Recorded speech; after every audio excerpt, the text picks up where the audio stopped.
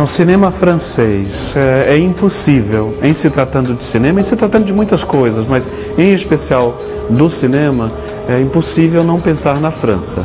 Primeiro porque a datação da primeira projeção ocorreu em Paris, com os irmãos Lumière, que são franceses, em 1895. Então, a própria datação, e nós vivemos de datas, né, de períodos que são demarcados por datas e por nomes.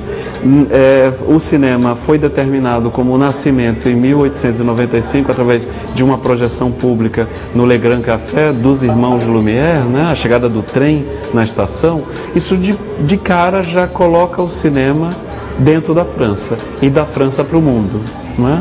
Mas aí você tem que pensar também que houve dentro disso uma série de movimentos muito importantes no cinema que determinaram o cinema como linguagem. E daí a França novamente é responsável por dois grandes movimentos, né? O realismo poético, que ocorreu na década de 1920, mais ou menos na metade da década de 1920, que se utilizava inclusive dos textos falados, porque até então, até onde eu lembro, o cinema teve uma média de 30 anos mudo. Em 1927, o cinema ganha voz, ganha som. E neste período, é o período em que estava se fazendo o realismo poético, que era o movimento da França, dos mais importantes do cinema, em que a figura do roteirista, né, que ainda não existia, que era sempre um jornalista, um escritor que escrevia, ele começou a colocar diálogos, né? Os atores começaram a falar a partir de 1927 e o realismo poético da França se apropriou muito. Então é creditado também à França a profissão do roteirista, a categoria de roteiristas, sabe?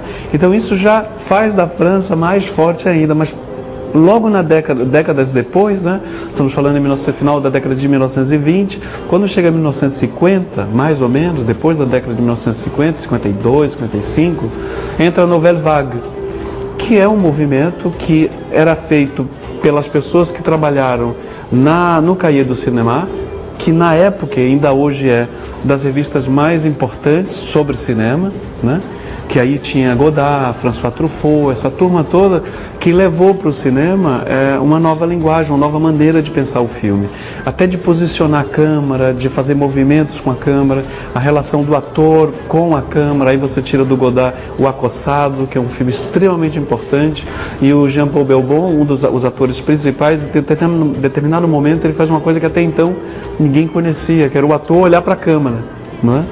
Eu estou numa posição de olhar para você, mas o ator olhava para a câmera, o que causava uma estranheza.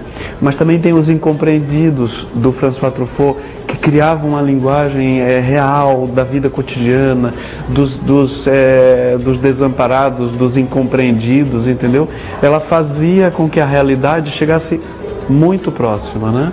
Mas aí a gente chega a pensar nos dias de hoje, se houve algum outro movimento, houve também na França, e através novamente do Cahiers du Cinéma, o reconhecimento de grandes mestres.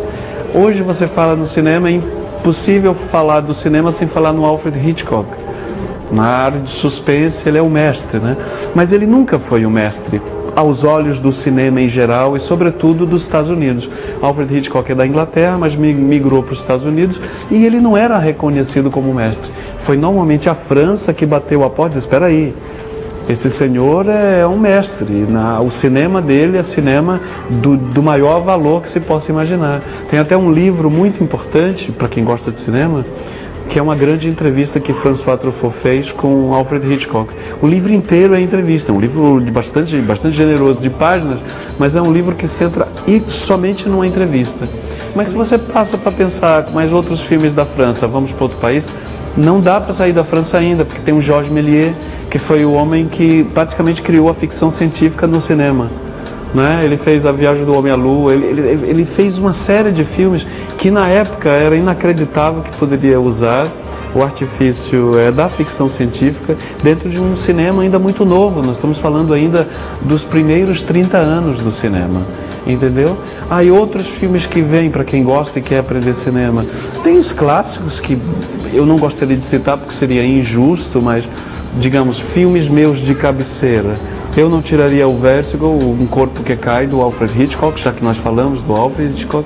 Eu não deixaria de botar os filmes do François Truffaut, sobretudo os primeiros, eu não tiraria da minha cabeceira e não vou tirar.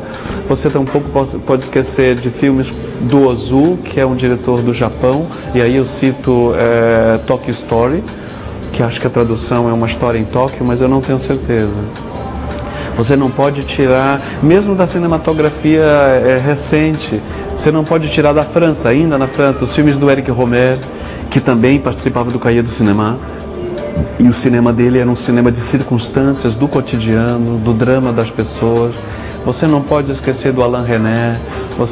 É difícil falar de filmes, é mais fácil falar de diretores que você tem que ficar atento.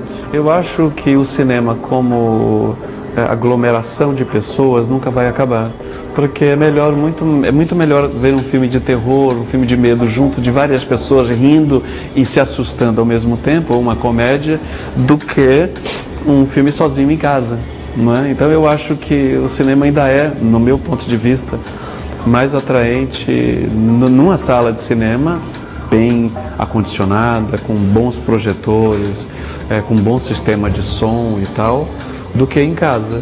Mas hoje em dia nós não podemos negar que o cinema também está se fragmentando em várias mídias, né?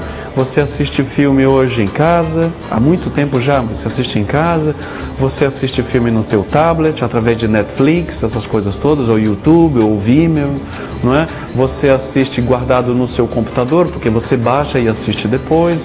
Então, até no teu smartphone, até no teu telefone, você pode botar um filme e ficar assistindo enquanto está esperando o avião, enquanto está numa fila de ônibus, ou quando está, enfim, em casa mesmo, não é?